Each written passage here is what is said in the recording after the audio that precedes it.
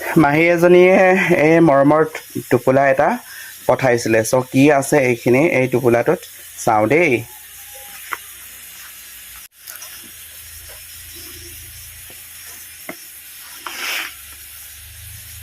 Good morning everyone ওৱান। চ' এয়া মই এইটো কি কয় পলুলেটা, এইখিনি ভাজিম। যোৱাকালি মাহীয়ে দি আহিছিলে, মাহী এজনীয়ে পলুলেটা খাইছা বুলি। চ' এনেকুৱাই গাঁৱৰ পৰিৱেশ, আমাৰ গাঁৱত এনেকুৱাই মানে অকণমান কিবা কিবি স্পেচিয়েল কিবা থাকিলে মানে সকলোৱে ইজনে সিজনক ভগাই মেলাই খায়। কিন্তু এই এনেকুৱা মৰম চেনেহবোৰ প্ৰায় টাউন চহৰ নগৰত এইবিলাক নাপায়। পায় জানো? নাপায়। কিন্তু আমাৰ গাঁওবোৰত পায়।